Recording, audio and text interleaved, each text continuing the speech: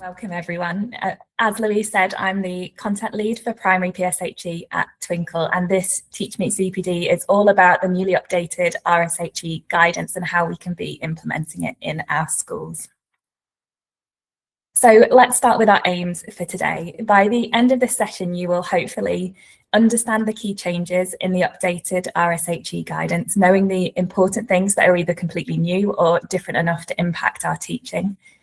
You'll also recognise the priority areas where school provision might need to change before September. And finally, we'll explore some practical ways you can prepare for September and make sure you hit the ground running. My aim is that everyone will walk away from this session with at least 1 or 2 helpful tips that you can use over the coming months to have an easy start in September.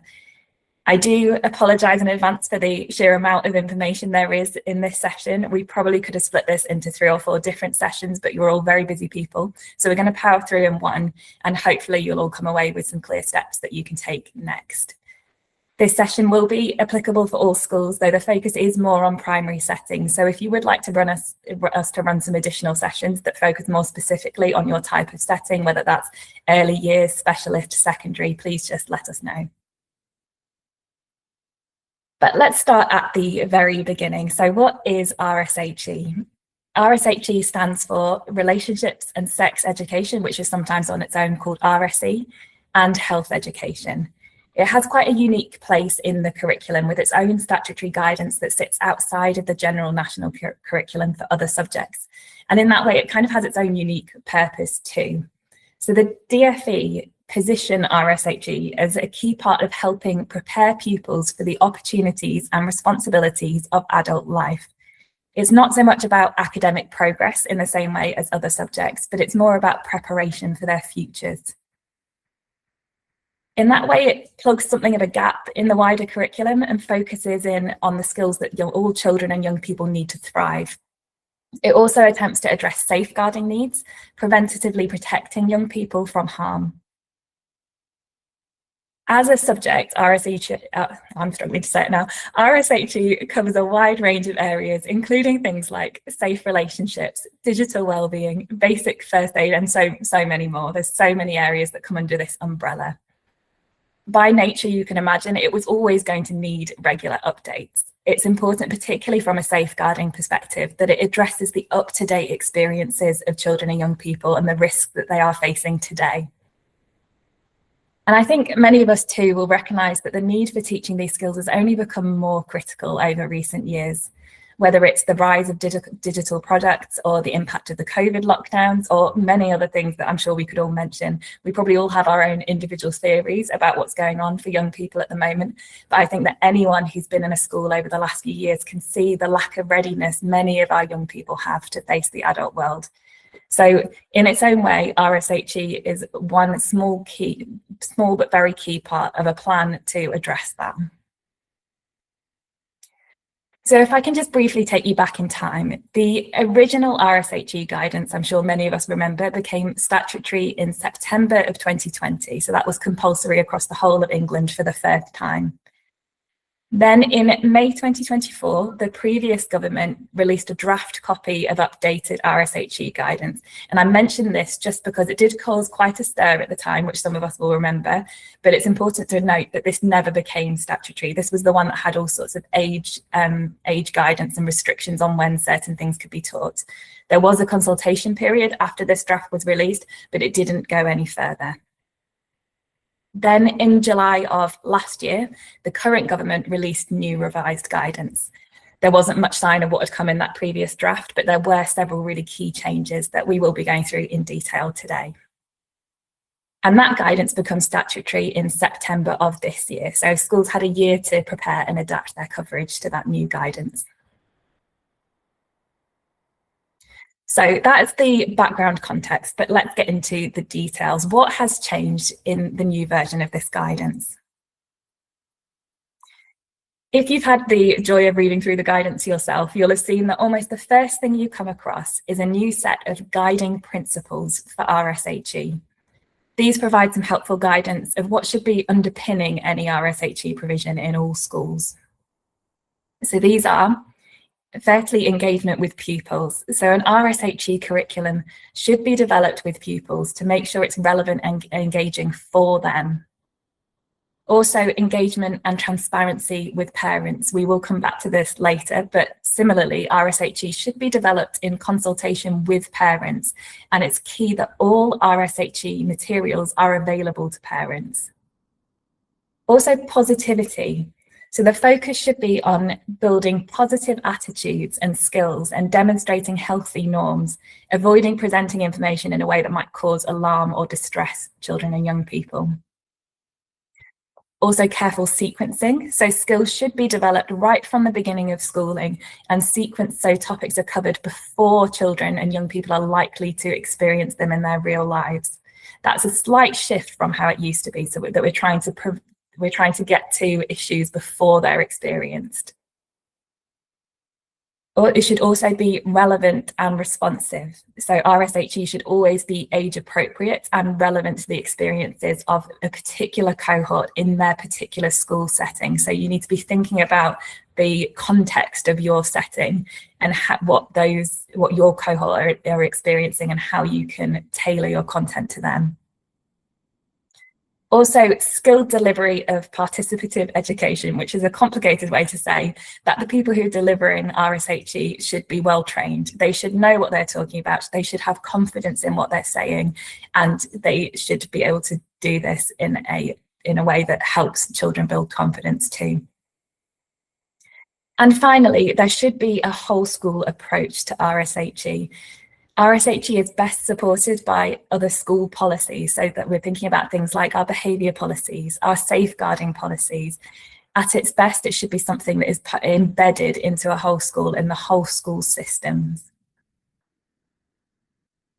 So when we're preparing for September, these 7 principles should be at the heart of our assessment of our current and future provision.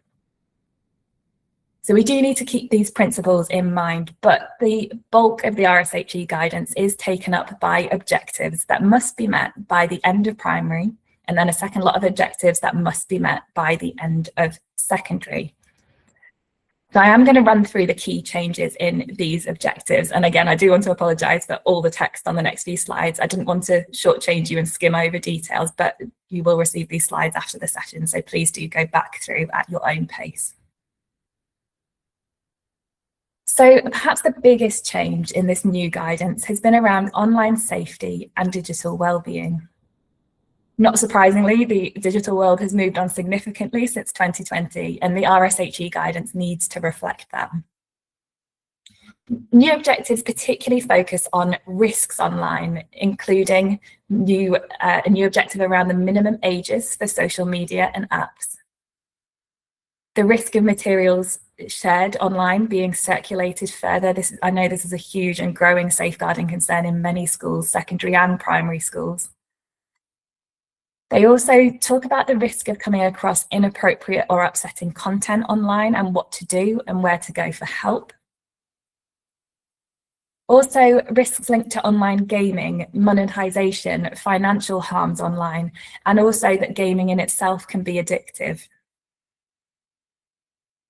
There are also new objectives on personal rights relating to sharing your personal data online, to privacy and consent in an online setting. And finally, also the need to develop a critical approach to online content, which is only increasingly important with the growth of AI content now. This is bound to be supported by the upcoming citizenship curriculum, which we know will include further media literacy content, but it's also here in the RSHE guidance because it's so important that we're addressing this now. We're looking at the world that children are seeing online and training them to deal with it appropriately, to understand what they're seeing. So you can see that there's a big focus on risk here, which does need to be balanced with that guiding principle about approaching RSHE positively. We need young people to be aware of the dangers while also engaging positively with their world, which includes their digital world. It can't all be scary, scary. It needs to be positively approached with the warnings, with the understanding that they might see things, they might come across things, and where do they go for help? Another key area that's changed is the area around healthy relationships. This has always been there, always been a core part of the RSHE guidance, but here it's been significantly expanded. This puts, personally for me, this was unexpected when I first read the guidance, but it puts what I think is quite a lovely focus on how to balance the needs that you have yourself and the needs of the people around you. So we have new objectives around how to pay attention to the needs and preferences of others. How do we learn that information? How do we recognize what others need? How to set healthy boundaries in a relationship? How to communicate and manage conflict respectfully and assertively? Comparing assertive and controlling behaviour. There's a lot of mention in these objectives about assertiveness as a really positive trait to have. Learning how to be assertive, to ask for what you need or communicate what you need without driving conflict or being controlling of others. There's also balancing being kind to others and managing your own needs. I'm sure many of us struggle with that on a daily basis. Also, the importance of fostering your own self-esteem and identity. I know many schools have been doing a lot of work in this area, so it's really welcome that this is now part of the statutory curriculum for all schools to cover, that we can be working on helping children and young people develop their own self-esteem. And finally, that online relationships, this is a direct quote from the guidance, that online relationships are a poor substitute for high quality in-person relationships. And this is a really interesting addition because we talk a lot in RSHE about safe relationships online, but here the emphasis is being put on making sure that a child or a young person doesn't have all their important relationships in that online sphere, that there is no replacement to a really high quality in-person relationships, which in an ideal world, they would also learn how to develop and recognise through the RSHE teaching.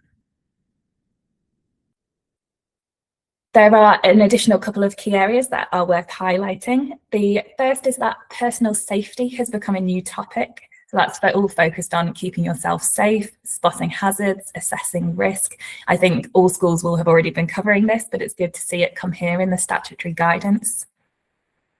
There's also a broader focus on the whole human life cycle that should begin as early as Key Stage 1. So it's emphasised in the guidance that the correct names for body parts should be used right from this early stage. The guidance also recommends that menstruation specifically is taught to all pupils early enough to avoid distress for those who might otherwise experience menstruation unprepared. So ideally that's before aged 8, which I think for many schools will be earlier than we would previously have taught this. So that's a key area that any primary school or junior school might need to be looking at. That covers the biggest changes in the objectives, but there are a few smaller tweaks that it's worth bringing to your attention. So for one, civil partnerships are now included alongside marriage when we're teaching about types of families.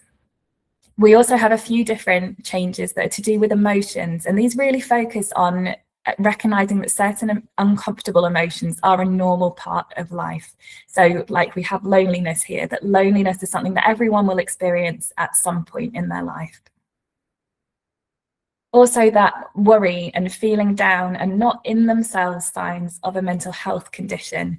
You can read into this one what the guidance is trying to tackle here, which seems to be the possibility of children and young people mistaking what might be ordinary emotions for really serious, bigger concerns.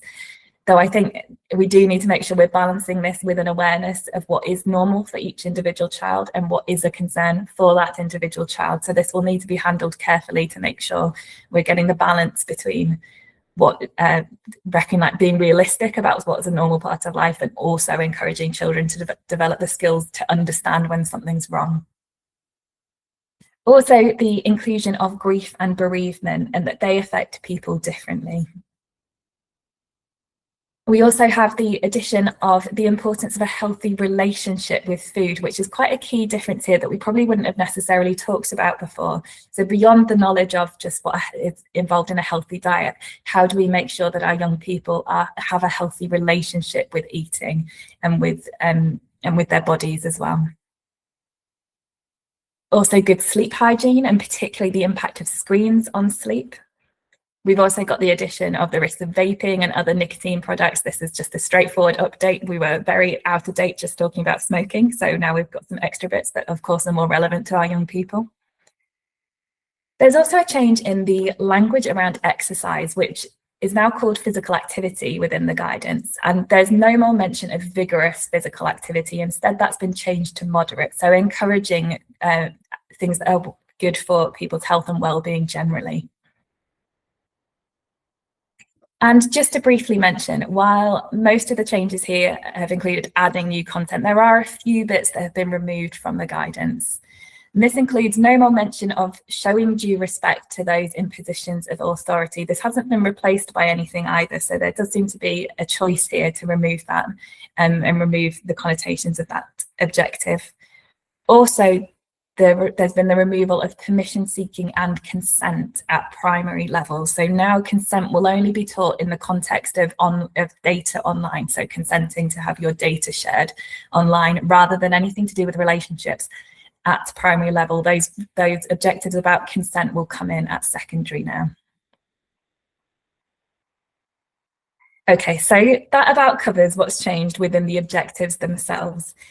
Additionally to the objectives and those new guiding principles for RSHE that we've been through, the new guidance does pull out a few key areas for further explanation. And I promise we're almost at the end of all this information dumping, but we will go through these two before we move on to what all this means in practice. These are in many ways the kind of more contentious parts of the guidance. So it's important for us all to get our heads around what's being asked of us in the classroom. So one of the key areas that has its own section in the new guidance is what the DfE titled lesbian, gay, bisexual and transgender content. I've added in gender more generally here, as in essence that kind of is what's being talked about in this section. We should note as well, just as a side point, that a couple of weeks ago there was additional guidance published in an update to Keeping Children Safe in Education that did instruct schools on how to support gender questioning children. That doesn't run in opposition to anything that's contained in this RSHE guidance. The RSHE guidance by nature is focusing on what we're teaching in school rather than how we're supporting individual pupils. So let's get into it. What does the guidance say about teaching LGBT and gender-related content? Well, first, we do need to remember that sexual orientation and gender reassignment are both protected characteristics and must, like all protected characteristics, be taught by the end of secondary. Young people should be aware of these protected characteristics. The guidance is clear that equality and respect are key when we're approaching those areas. Additionally, the guidance strongly encourages including same-sex parents as examples of healthy, loving relationships at primary. This content should be integrated, not standalone, which basically means we shouldn't be teaching a lesson on same-sex parents. They should be part of examples that we have in stories and scenarios. It should just be part of what's there in the environment around these children. The guidance also emphasises that schools should teach the facts and the law about biological sex and gender reassignment, but be mindful that this is an area where there is a lot of debate. So it's clear that schools should be really careful not to endorse a particular view or teach it as fact. And it's specifically mentioned in the guidance that this includes not teaching that all people have a gender identity. It's also important here to note that schools have the responsibility to check any external content they're using, any guests they have coming in to support with this content to make sure they all fit these requirements. That is a school's responsibility to do. Additionally, schools should avoid language and activities that reinforce gender stereotypes. I'm sure that's something that's happening in all schools already, but just a reminder of how important that is in this whole bigger picture. They should also be careful, and I quote from the guidance, to be mindful to avoid any suggestion that social transition is a simple solution to feelings of distress or discomfort. And if you do want more support in that area, you could have a look at the new guidance for gender questioning children. Schools should also avoid resources that oversimplify the topic of gender and identity. And this is particularly thinking about maybe any cartoons or diagrams you might use.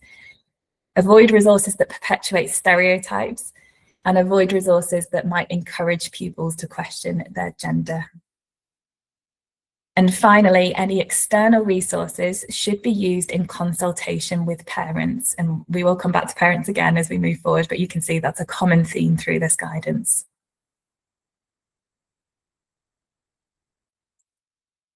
Another area that gets its own section is about sexual harassment and violence, which probably generated the most media interest following the release of the guidance. It came hot on the heels of adolescence and all the discussions around there, so really hit on something that everyone was talking about. But I think we probably all agree that this is a really important area to be getting right from the early stages of school. So here it's particularly emphasised that a whole school approach is needed. We'll come on to policies later, but there definitely is a need for decisions and training to happen school-wide in this area. And the guidance is clear that developing positive relationship skills should come first, including navigating boundaries with kindness and respect. This is the foundation stuff that we want to get in place as early as possible before children ever get to a stage of needing to address any of these other areas. Staff must be aware of everyday sexism, of misogyny, of homophobia and stereotypes, and take action to build a culture where prejudice is identified and tackled. And it's noted here that if as a member of staff, you hear a misogynistic idea, for example, that you should be challenging the idea, but you should be challenging the idea, not the person who's voicing it. We don't want to be calling out or embarrassing individual pupils. That could be counterproductive, but we do want to be taking and examining the ideas and exposing young people to opposite thoughts. Staff should model positive behaviour and avoid language that perpetuates harmful stereotypes, things like maybe assuming that all men have some inherent violence within them. Pupils should be exposed to positive role models of masculinity and femininity. So this could be, in an ideal world, this would be in the form of staff in school that all pupils trust, but it could include having visitors come into school. It's making sure that there is that exposure to all sorts of different people who represent different types of femininity and masculinity. And particularly it's mentioned that men treating women with respect should be the norm in the school environment. And I very much hope that is the norm in all school environments, but it's worth reiterating here. In terms of harmful online content, the guidance says it should be addressed, but generally, encouraging pupils to consider how it might harm both men and women, rather than focusing on specific content or producers. I think as adults, we often feel the shock of seeing some of this content that our young people are watching and want to find or identify the target. Who is this person who's making it? Who's responsible for it? But the focus here is on looking at the ideas rather than the individuals, and how do we counter these ideas? How do we offer a different perspective to our young people? It's also recommended that as part of RSHE, pupils should be given opportunities to understand experiences that are different from their own. So that includes mixed sex learning in almost all cases. It's only a benefit for our boys and our girls to know about each other's bodies, be that puberty, sex, menopause, the whole life cycle. We want everybody to be learning as much as possible so that they can understand and be respectful of others. Beyond this, there's also some additional recommendations that largely give schools some support in how they might follow through on those new guiding principles. So the first one here is around managing content across subjects. It's clear in this guidance and in the recommendations that came from the recent curriculum and assessment review that we should be avoiding duplicating content wherever possible, even when there is subject overlap, and there is subject overlap in RSHE quite significantly. We all know that the timetable's already tight. It doesn't suit anyone to be covering things more than once unnecessarily. So here we'd be looking at subjects, particularly computing, but maybe subjects like science, and seeing whether their content on online safety or their content on growing bodies, developing bodies, already covers things that we're trying to cover. Can we combine what's being done in each different subject? We're trying to work together as subject leads potentially, or as individual teachers, to try and make sure that it's complementing, not duplicating. The second piece of guidance here is about using external resources or organisations, and we've mentioned this slightly in the previous two slides. It is our responsibility in school to check everything we're using. I'm sure that's no surprise to anyone, but the particular focus here is making sure that everything is accurate, appropriate, and unbiased. So we don't want to be using anything that has a particular slant, particularly in those contentious areas. We want to be making sure that there's neutrality across the resources we're using. That comes in printed or screen resources, but also in any guests we might have coming into school. The third one we mentioned a little earlier, that content should be introduced in ways that do not cause alarm or normalise risky behaviours and activities.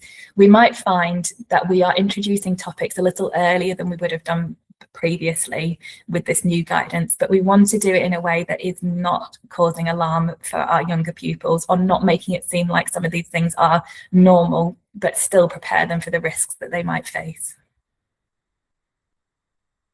The guidance also encourages schools to introduce content that's beyond the RSHE curriculum, so beyond those lists of objectives that we have, but only based on the experiences of their children. So this should be done in an age-appropriate way, and that doesn't assume all children are familiar with whatever the topic might be.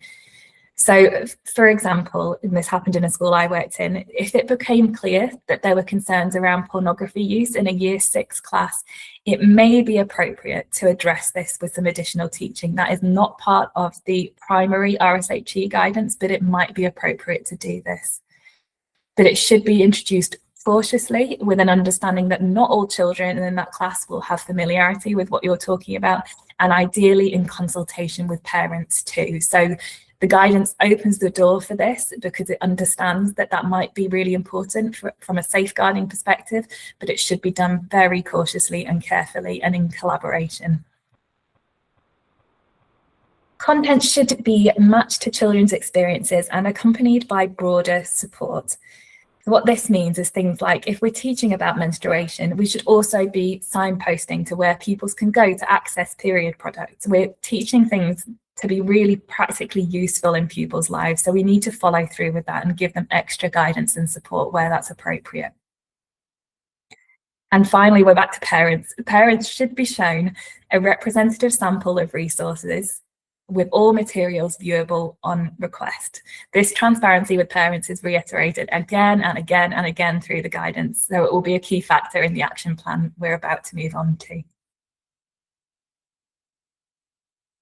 So there we have it. That was a pretty exhaustive look at what's in the guidance.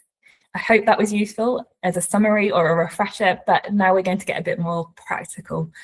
What does need to change in our schools and classrooms, and how can we get ready for September? The good news is I've not worked in or visited a single school that doesn't already do a whole lot of this already. So you're probably well on your way without even knowing it. But it might be really helpful to break down some of the key areas and assess each of them on their own terms. So I've pulled out the 4 key areas in a school's provision that might need to change to reflect this new guidance. The first is naturally curriculum coverage. We have new topic areas to cover, we have new objectives to fit in. So obviously we need to review our current content and find new content, create new content, recognise where those gaps are. Next, we have our whole school approaches.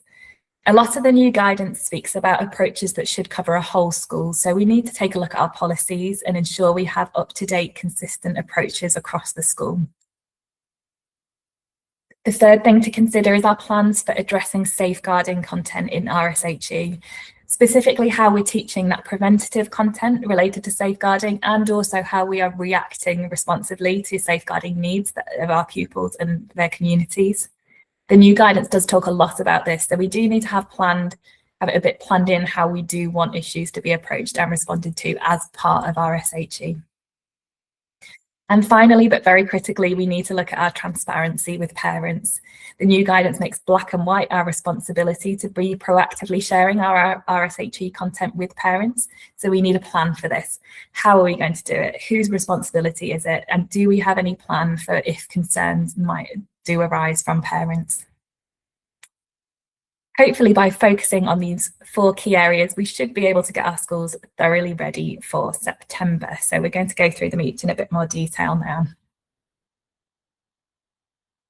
So our first step-by-step action plan is about curriculum coverage. This is probably second nature to everyone here, but we will run through it for the sake of completeness. Step one will be to audit our existing content, and now this will look different in every school. Some schools will follow a scheme of work for RSHE that's very carefully laid out for them. Others will have created their own plan. You might have pulled things from different places or built them up over years. Some of you might have external guests who come in to lead parts of the RSHE curriculum. However it works for you, you are going to need to go in and see what you have. This might include looking at some of the other related subjects too, particularly computing. And if you do use external resources, this is also a good time to check for that neutrality that's being emphasised in the guidance. Is there a bias that you should be aware of with any of the organisations that you're working with? And this leads us to step two, which is to identify any gaps. You may already have some of the new content covered, but it's likely that there will be at least a few gaps that you'll need to find new ways to meet. Perhaps you don't teach menstruation until year 5, or you don't use the correct biological names for body parts when you first introduce them lower in the school. And naturally, this will lead us to finding or creating content to fill those gaps. If you follow a scheme of work like our Twinkl Life scheme, you might find that this is being done for you by the organisation that your scheme comes from, but it is of course your responsibility to be checking this. And if you have a more individual plan in your school that's tailored to your setting, you might want to meet together with staff and discuss well before the autumn term how you're going to cover that additional content. It's then worth considering your assessment strategies. And again, this will look different in different schools, but you will want a way of tracking coverage across the whole range of your setting. We only have in RSHE these objectives that must be taught by the end of primary and the end of secondary. How will we know when and where they've been covered? Are we going to try and cover them every year? Are we going to split them out? How is that going to work? These are questions we want to be asking as early as possible. So every individual teacher, if you're a classroom teacher yourself, or if you're a subject lead, we need to know whose responsibility it is to be covering this content. Next, and critically, we are going to need to audit staff confidence. RSHE is one of those areas where, in my experience anyway, confidence can be very low, but it sort of goes under the radar. So once teachers are familiar with what the new content is, we're going to want to check what their confidence levels are with that new content. Perhaps puberty is an area where they feel really uncomfortable. That's incredibly common in primary school teachers. Maybe they don't feel fluent with the digital world and the new things they're being asked to talk children through and navigate with them. Maybe they have, or you have, some personal barriers based on your own experiences or a cultural background that creates a bit of a challenge when covering some of this content. We want to approach this as open-mindedly as possible. As teachers, we all have things we're bringing to the table. We all have particular skills and knowledge bases and places where we're not so confident. But we've got time now before September to address any of those areas. And this naturally would lead us to looking at and identifying any CPD that might be needed, either for individuals in our school, for ourselves, or for the whole staff team. RSHE often does fall away as something that we don't spend a lot of time developing teacher skills in, but it's so critical for teachers to lead those lessons with knowledge and confidence, because ultimately that's what makes our children feel safe and comfortable too. Now, I know that this makes most sense to be led by a subject lead, but if you are a classroom teacher here today, you can follow these similar steps on your own and just looking at your own timetable, your own knowledge, your own confidence levels, and seeing what you can to give yourself those skills.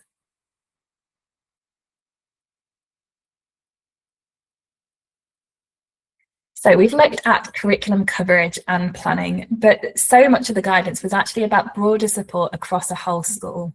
And again, this section might seem more linked to school leaders or subject leaders, but it's worth all staff being aware of and ideally supporting with this process, however possible. So we are going to want to update our existing policies. This will, of course, include our RSHE policy, potentially a separate sex education policy. It's worth mentioning sex education is still non-statutory in primary schools, statutory in secondary schools, but it is recommended in all settings. So these policies should be updated to reflect the changes in the guidance, including those guiding principles, which really give us a good basis for understanding where our policies should be working from. It's also worth looking at our behaviour and safeguarding policies. They are actually mentioned in the guidance as something that would really help support this approach, and making sure these all align together. We want to have as consistent an approach as possible. We might also want to consider if any additional policies might be useful. Now, I know schools here can be very different. Some have hundreds of policies, some like to keep that very, very slim. The areas we might be considering here might be things like new guidance around gender or addressing sexual harassment and violence. If you think it would be useful for your school community, so that's your staff, your pupils and your parents, it might be worth creating additional policies that just make everything crystal clear.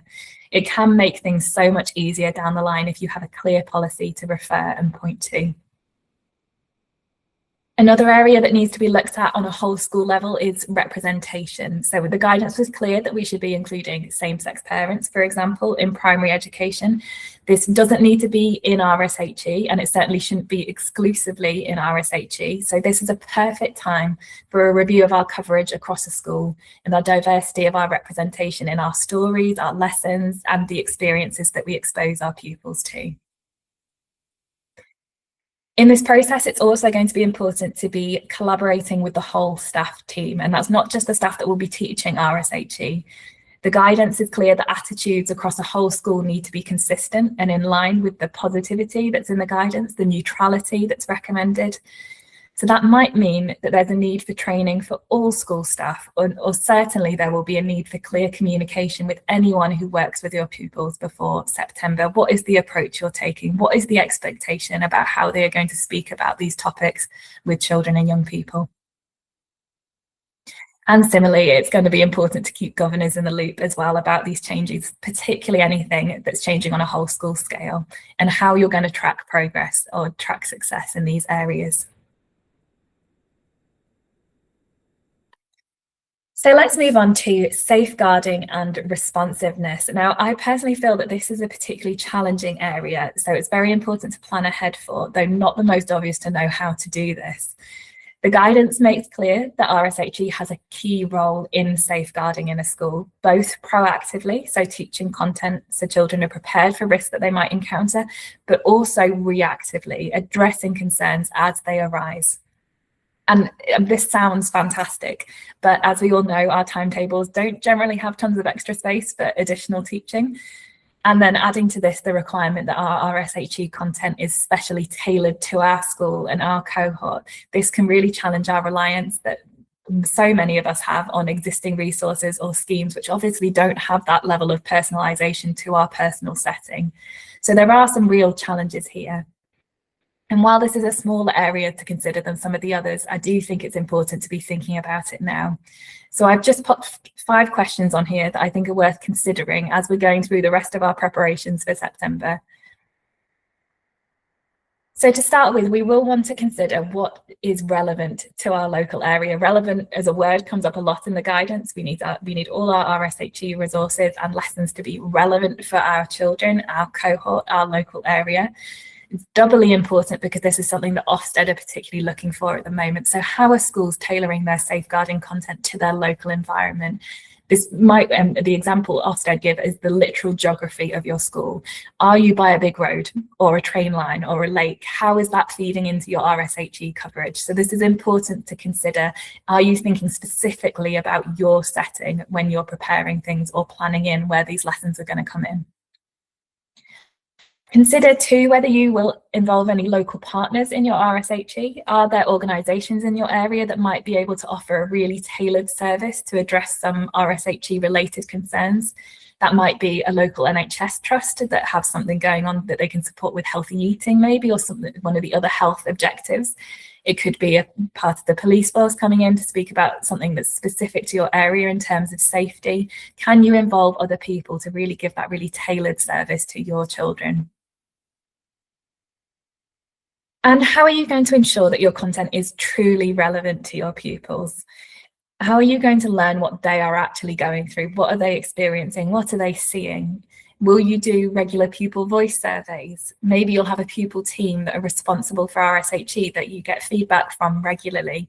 How are we going to be hearing from them, as well as from the adults around them, what it is that they're seeing, what it is that they're feeling and experiencing, and then tailor your content based on that?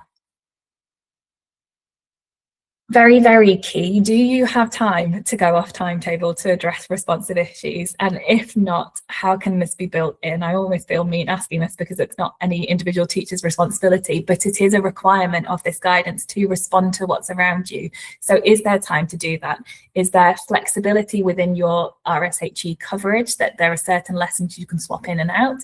Is there 10 minutes at another time in a day that you can approach other things? Can it be done in assemblies? You want to be thinking about, even if it's not relevant right now, if something did come up, how would you be addressing that? And finally, for sensitive content, this is a slightly different one, but is it worth developing some kind of script for teachers or for yourself so that you're comfortable addressing issues in ways that you know are aligned with your school's safeguarding principles? There are some things that just, as teachers, we can get quite uncomfortable about talking about. It's not surprising. We don't know how to say, we don't want to say something wrong. Is it worth working together as a staff team and developing scripts for those areas so you're more comfortable in those areas where the safeguarding concerns or the sensitivity is higher? So there's a lot to consider here, and this section will definitely be a journey for schools. It's not critical that all this is in place by September, unlike some of the other areas, but the more there is, the easier it will be to fully realise the potential of RSHE and to support safeguarding in your school. And that leads us on to an area that I hear from a lot of teachers as one of their biggest concerns about this new guidance. How do we implement that need for transparency with parents and carers? Now, I realise that schools are not going from square one here, which can be both a positive or a negative. Teachers and school leaders work so hard to develop those positive relationships with parents, and with the best will in the world, there will always be some parents who won't necessarily be approaching this area in good faith. That is why the focus in this guidance is on being positive, proactive, and collaborative with parents and the school community. Reading between the lines, it seems like the priority is to try and avoid, wherever possible, an us versus them attitude, both from the perspective of parents who might feel like schools are hiding things from them, and from schools who can feel defensive and unappreciated. But let's think a bit more practically, because it's all very easy to say these things about the kind of relationships we'd love to have with all our parents, but how do you actually do it? Well, we've got some guidance within the new RSHE guidance. To prepare for September, these are a few things that you might like to do or try and do and maintain that positive, proactive and collaborative relationship around RSHE. So the first action you might take is to communicate, though to be honest all of these are about communicating, but the key here is getting ahead, so communicating proactively. You may well have already done this in your school setting, but do your parents know what's coming in September? Some will have been aware of it from the news, but it probably will have drifted away from them. Have you given them opportunities to learn more about it? Obviously not all parents are going to be interested, we know that, but for the ones that are, could you share a leaflet, an FAQ? Could you run a workshop for them? Is there a general air of openness around the changes? That in itself can be really powerful. I used to run regular RSHE workshops, and I so often found parents would come in expecting or thinking that relationships education in a primary school was all about romance, all about sex, all about telling children that they should be keeping secrets from their parents. They had all sorts of preconceptions about what relationships education was, not being at all aware that what we're doing in primary is teaching children how to be a good friend and how to stay safe. And it's so easy for misconceptions to slip by and grow massively when we're not openly talking about things. Wherever possible, you want your parents to be getting their information from you, not from social media. So in this vein, one action you might want to consider is having a consultation process through the summer term. So when you're done with your auditing, when you're done with making your changes to policies, you might want to look at engaging directly with parents, sharing that new content, asking for feedback, being really clear about what is coming in. While this does open you up to different opinions, it also shows that you're listening, and it really sets up that collaborative process, which is such a key part of the recommendations in the guidance. It's also going to be essential that you have a plan for sharing resources. The guidance says share a small selection of resources and then have everything available on request. I know many schools consider sending a sort of primer home or maybe a topic overview before each topic is taught, so parents know what's going to be covered. That can also be really useful for sparking conversations at home that are just good for embedding what you're covering. Others run additional workshops so parents can see some of the resources in action or see teaching in action even. This might look different for different ones of you. Whatever works best for you is great, but there does need to be a plan for this.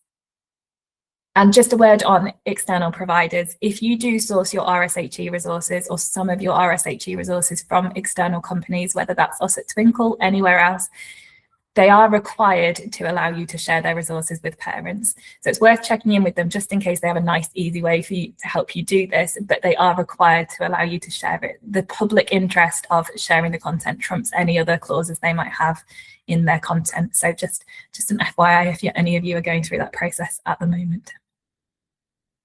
So you've done all this in advance of September. It's also worth thinking about how you'll keep communicating beyond then.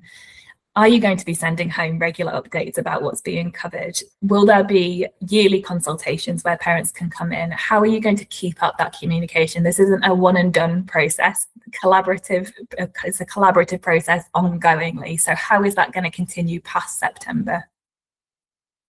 Also think about where do parents go if they have concerns. We'd love to think that parents will communicate perfectly and everyone will be on our sides and there will be no concerns at all, but it's unrealistic to imagine that it will be that way. So where do parents go? Is it to their child's class teacher? Is there a nominated lead that they go to and can direct their concerns specifically about the RSHE content towards? The clearer the lines of communication are, the better for everyone. And this is something you might want to consider when you're adapting your policies, when you're doing that initial communication with parents. Be really clear about who they go to so they know that there is someone who will be listening. This did feel a bit like a lot of ways of saying the same thing, and it is probably something you will already know well, but the key here is that transparency and that communication. We're all on the same page. We want these children to be safe and to thrive, and that is the entire point of RSHE. If we can get that message through to our parents, we've already won. So here, I'm just flicking back to that key areas of change slide just to summarise. We've got these 4 key areas: curriculum coverage, whole school approaches, safeguarding and responsiveness, and that transparency with parents. These are the ones we want to be creating, considering, looking through and creating a plan for how we're addressing them. That just about brings us to a close to the session. There is so much in this guidance. It can seem a bit overwhelming or impossible to manage on top of everything else we're doing, but at its core, it's full of things that schools are already doing. What we have here are pointers in directions that we're probably already heading, with some helpful extra guidance to manage those areas that can be particularly challenging. What we need to remember as well is that this is an evolving process. Yes, we have our September deadline when all this becomes legally binding and statutory, but RSHE is an evolving subject and your provision should and will evolve too. None of us can predict what's coming in the world that our pupils live in or the world that we live in. The guidance acknowledges this and that regular updates will be necessary. We also know that we have a citizenship curriculum coming soon, an updated one for secondary, a brand new one for primary. That will be statutory from September 2028, so a couple of years' time.